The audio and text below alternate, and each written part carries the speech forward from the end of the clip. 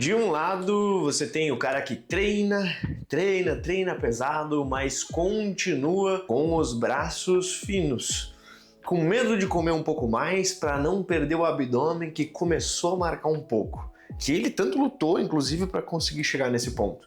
Do outro lado, você tem o cara que ouviu que para crescer precisa comer feito um cavalo. E ele usa isso como desculpa para, em toda oportunidade, devorar uma pizza, devorar um hambúrguer, come sorvete, come tudo que pode. E quando você pergunta para ele, ele fala assim: não, eu tô em bulk, eu tô comendo... tô fazendo a dieta do que der, né? Como é que é a dieta do que der? Pô, você come o que der, é simples assim. Mas aí você vê esse cara, eventualmente, até ganhando alguma massa muscular, mas com uma quantidade de gordura junto. É o que a gente chama de fordo, né? Que é um gordo meio fortinho e tal, né? Então, acaba também não atingindo o objetivo que no fim do dia ele gostaria. Esses dois, eles são extremos de uma mesma jornada, que é a busca por mais massa muscular. O medo de engordar versus a pressa de crescer a qualquer custo. E no fim do dia, cara, os dois caminhos vão levar para um nível de frustração. Um, porque não consegue crescer, o outro, porque tá com um percentual de gordura bastante alto. E a gente conhece essa fase em que você foca um pouco mais no crescimento do músculo, né, em desenvolver mais a musculatura.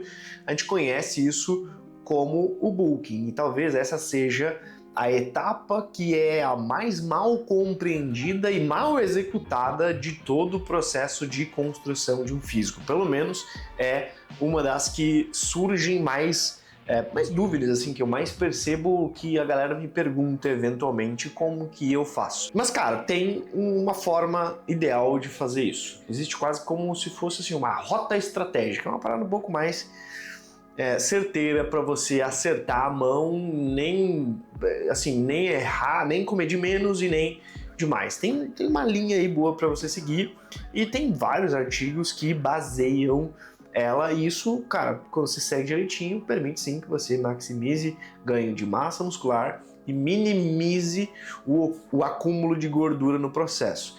E esse já é um primeiro ponto. É impossível você ganhar massa, você fazer um processo de bulking relevante depois que você já é intermediário, mas especialmente avançado, sem que você no processo acumule também um pouquinho de gordura. Isso faz parte do jogo e existem maneiras de lidar com isso. E é o que a gente vai falar nesse vídeo de hoje. Eu sou Ivan Brinkman e como estudante de nutrição e praticante que vive isso aí na pele já há algum tempo, o meu objetivo é te dar clareza.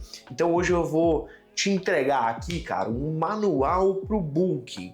Então a gente vai entender como que o músculo cresce, qual que é o verdadeiro papel do bulking nesse processo, como que você executa ele de forma correta e para quem realmente se aplica, cara. Em que momento que você deve fazer o bulking? Como é que você sabe se tá ou não na hora de fazer um bulking ou talvez fazer um cut? Então, se você gostou desse tema de vídeo, cara, já deixa o teu gostei, se inscreve no canal, faz aquela coisa toda para me ajudar a, sei lá, crescer por aqui e a gente se vê mais vezes por aqui no YouTube. Maravilha? Antes da gente falar de comida, eu preciso te explicar uma coisa bem importante sobre, cara, como acontece a hipertrofia no nosso corpo. Como que o músculo ele cresce. Isso não é uma mágica. Digamos que a gente pode dividir isso em que existem três principais estímulos, que vão gerar essa hipertrofia. Eu vou dividir eles em três, para simplificar. O primeiro é a tensão mecânica, que é a força que as tuas fibras musculares elas precisam fazer para levantar determinado peso. É um sinalizador para o teu corpo que diz assim, você precisa ficar mais forte para aguentar o tranco. O segundo é o dano muscular, que são as microlesões que o teu treino causa nas fibras, sinalizando que precisa de reparação e de reconstrução.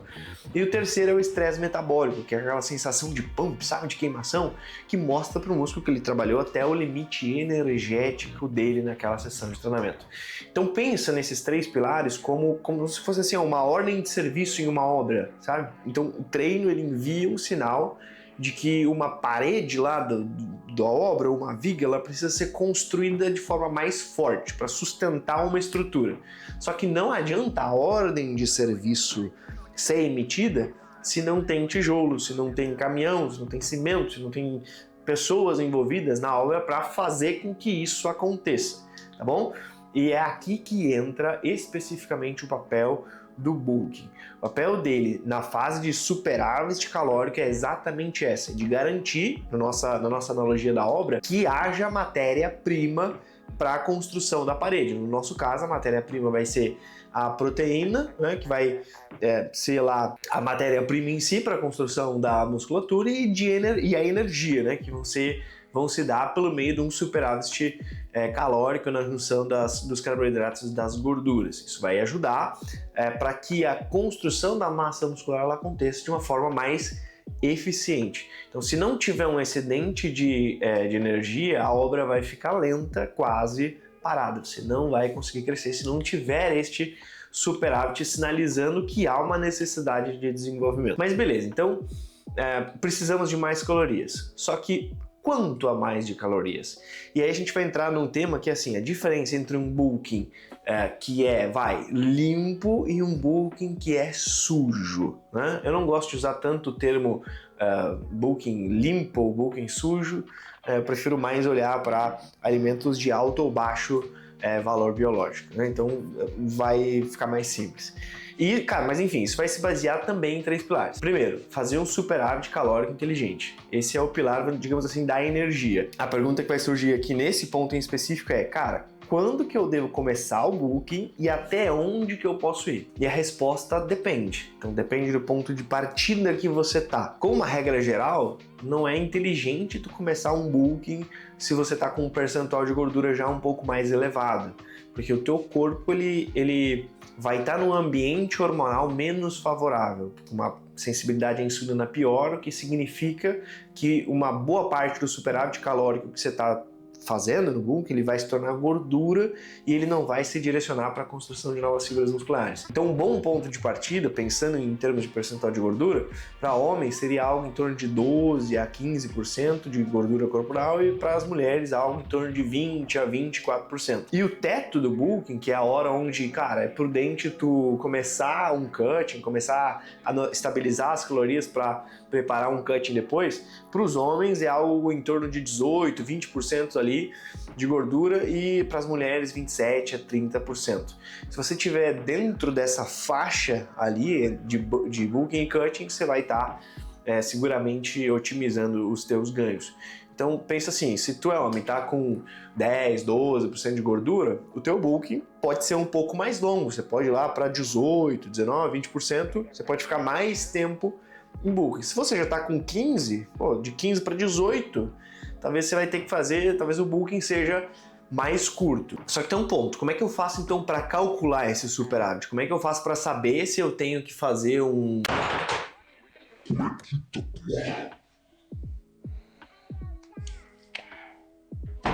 Como é que eu faço para saber qual que é o percentual de gordura que eu tô e quanto que eu posso colocar de calorias a mais?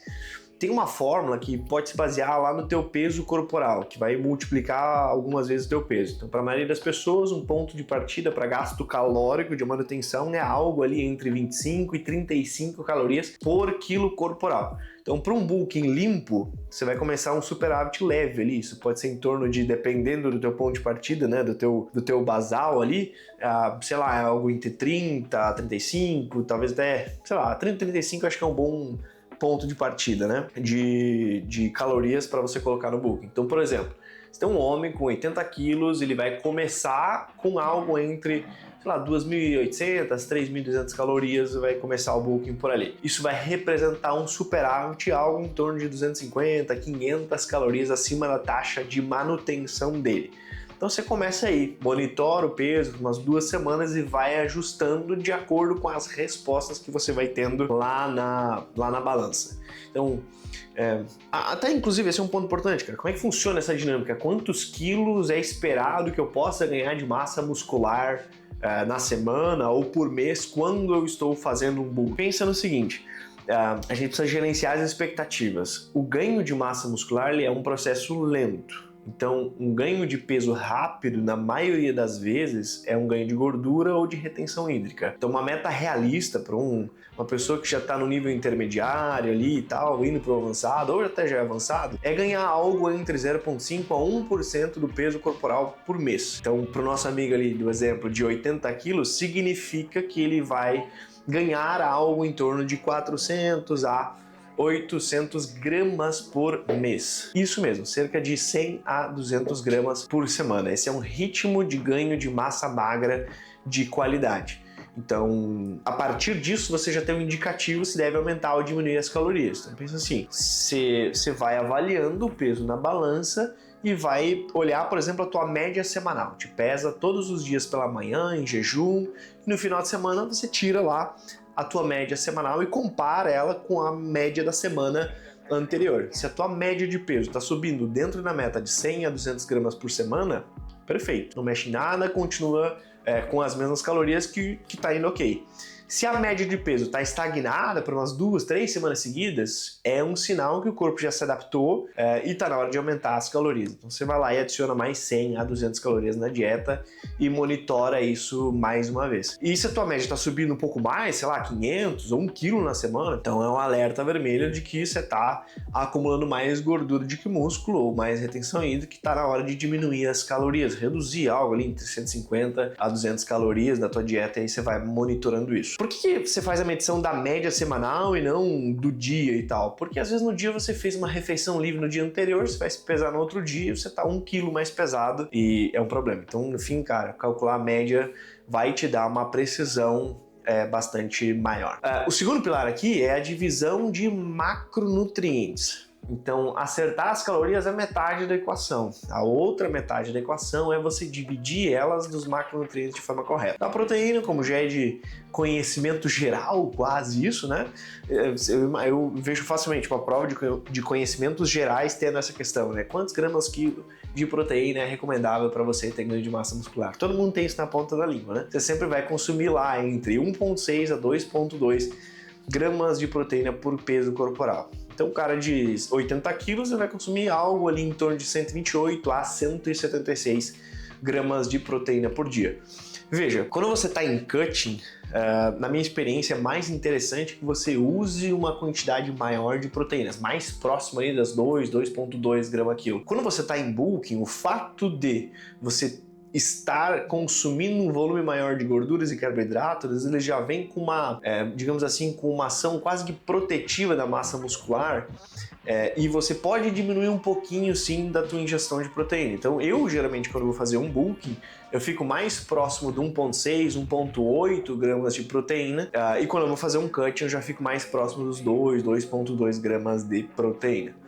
Beleza? Segundo macronutriente aqui, as gorduras, elas são essenciais para a produção hormonal, e a recomendação aqui é algo em torno do bulking de 1 a 1,2 gramas por quilo de peso corporal. Isso vai te garantir uma saúde hormonal legal, e para o nosso exemplo, uma pessoa de 80 quilos vai consumir mais ou menos 80 gramas de boas gorduras no dia. E os carboidratos, pensa que eles são a variável de ajuste. Então, sei lá, eles são o combustível que te permite treinar pesado, por exemplo. Aí você calcula eles basicamente assim. Primeiro, tu já calculou a proteína e a gordura. Então, cada grama de proteína vai ter em média 4 calorias e cada grama de gordura tem em média 9 calorias. Então, no exemplo que a gente fez para um indivíduo de 80 quilos, ele vai consumir algo em torno de 160 gramas de proteína e 80 gramas de gordura. E isso dá, calculando aqui, 160 gramas de proteína vezes 4 calorias, que é o valor de cada grama de proteína, 16 vezes 2, 32, vezes 4... 640. Isso. E de gorduras, 80 gramas de gordura vezes 9, 8 vezes 9, 72, mais um 0, 720. Então, de calorias e de proteínas e gorduras, a gente tem 640 gramas, 640 de proteína, 720 calorias de gordura, que já dá um total diário de 1.360 calorias. Então, se a meta desse indivíduo, sei lá, é 3.200 calorias, vão sobrar...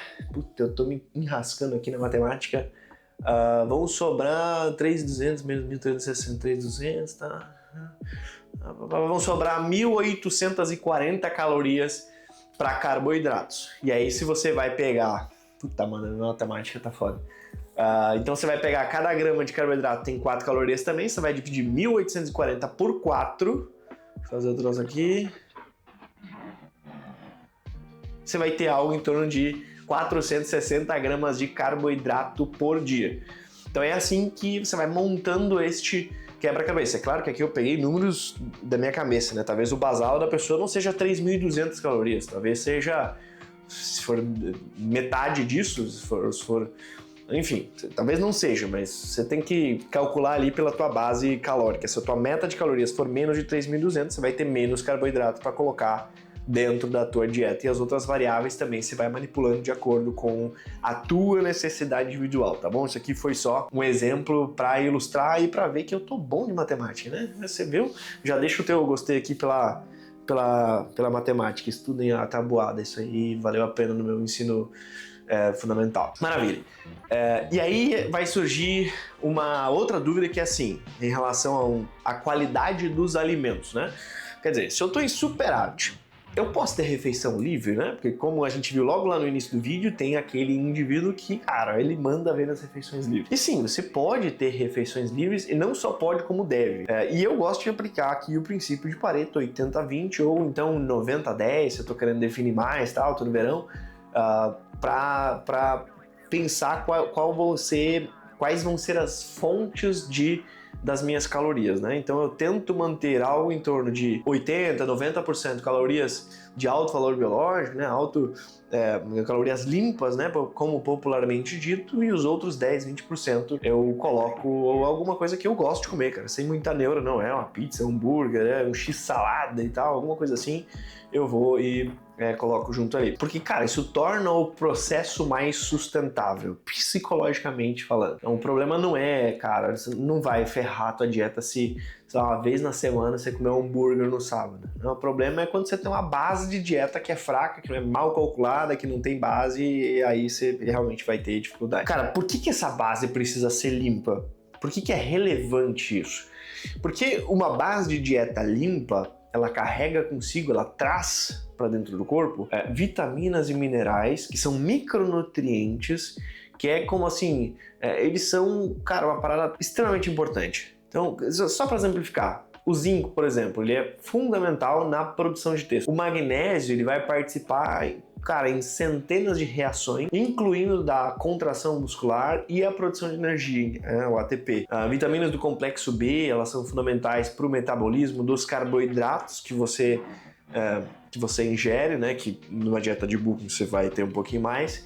E assim, o ponto é, se você não tiver micronutrientes o suficientes no teu corpo, você não consegue usar da melhor forma os macronutrientes. Então um bulking 90% limpo, ele não é só coisa para atleta, cara, ele é algo que vai te trazer mais eficiência metabólica. E, cara, se o teu corpo estiver bem, funcionando bem, tudo tá ok, você vai treinar melhor, você vai estar mais disposto, você vai estar melhor fisicamente, você vai conseguir dormir melhor, você vai ter mais energia ao longo do dia. Então eu te garanto que isso é bom não só para o teu treino, para o ganho de massa muscular, mas para todas as outras áreas da tua vida. Para você ter mais energia no trabalho, mais foco nas reuniões, mais concentração nos estudos, mais capacidade de, sei lá, produzir algo. Você se torna, no geral, mais produtivo porque a tua máquina está funcionando melhor. Maravilha? E, cara, mais uma coisa que eu escuto bastante é assim, cara, será que todo mundo deve fazer bulking? E a resposta é, de novo, que não, depende do contexto. Como eu falei, depende lá dos níveis de gordura. Então, cara, se tu tá começando a treinar agora, e esse é um contexto importante, você tá numa fase mágica chamada de ganhos do iniciante.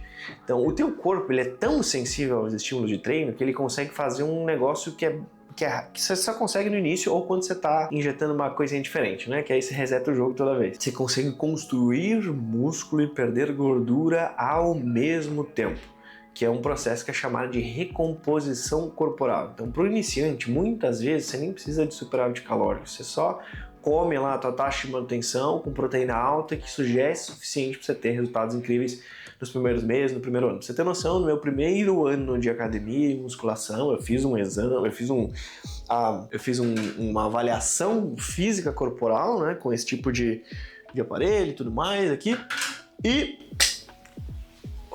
ponto é que depois de um ano eu cheguei a ganhar cerca de 12 quilos de massa muscular no meu corpo. Então, coisa de primeiro ano de treino. Depois disso, foram 5 quilos no segundo ano, algo assim, e agora é bem mais difícil ganhar músculo aqui. Mas enfim, cara, no primeiro ano ali você consegue fazer isso tudo. Agora, quando você já tá no nível de intermediário para avançado, como eu disse, o jogo muda. Então o teu corpo ele já tá mais adaptado e para continuar evoluindo, um superávit calórico ele se torna quase que obrigatório, assim. Não precisa ser algo extremamente agressivo, mas você precisa ter. Nesse ponto aqui que o bulking limpo ele vai funcionar bem, né? Então você vai trabalhar talvez em ciclos aqui. Então você passa alguns meses, um período em bulking limpo, controlado, focado em ganhar força, focado em ganhar volume, aceitando um pequeno ali ganho de gordura no processo, e depois você entra numa fase mais curta de cutting, déficit calórico, para limpar essa gordura e mostrar ali os músculos que você foi construindo ao longo do tempo. Mas tem mais um contexto ainda, que é talvez da pessoa que, cara, já tá com um percentual de gordura mais alto. E aí a gente vai entrar naquelas divisões que a gente conversou no vídeo já, que é, cara, se a pessoa tá com um nível de gordura um pouquinho maior, não é interessante fazer bulking, não. Se você já tá com um percentual de gordura acima ali dos 15, 18%, não é uma boa ideia, porque o teu ambiente hormonal não tá favorável, a sensibilidade à insulina tá pior, a maior parte do peso vai acabar convertendo em gordura das calorias, né? Então, talvez nesse ponto aqui a estratégia correta primeiro seria você dar uma limpada na gordura, chegar ali mais perto dos 12%, para depois começar num processo de bulking, né? Para depois pensar no bulking. E é provável que se você está com um percentual de gordura maior, você realmente não precise de bulking, porque você, conforme vai perdendo esse percentual de gordura maior, você vai conseguindo ali fazer a manutenção da tua massa muscular, ou quem sabe a ganhar já a massa muscular, dependendo, de novo, do nível de treino que você tem. Então, cara, o bulking no geral, ele não é uma desculpa para você comer porcaria, né? É uma fase estratégica, uma fase que, se você calcula bem, se você tem intencionalidade no plano no geral, vai ser bem relevante para tu construir um físico legal por aí. Então, cara, no fim do dia é sobre tu fornecer recurso certo, na quantidade certa, para otimizar um processo que por natureza, ele é lento, é gradual e ele tende a se tornar cada vez mais isso conforme você vai evoluindo aí dentro da academia. Então é um processo que você precisa ter paciência. Construir um físico estético, ele é um processo, ele é uma ciência, é algo que leva tempo. O bulking é só uma pequena fase dentro desse todo ali, beleza? Para fechar, eu quero saber de ti, cara, qual é o teu maior medo ou a tua maior dúvida na hora de entrar nessa fase de bulking? É o medo de engordar, é a dificuldade de comer mais? Deixa o teu comentário aqui embaixo, vamos trocar essa ideia. Eu quero ver quem vai ser o Felizardo que vai fazer o primeiro comentário nos vídeos que eu tô gravando aqui.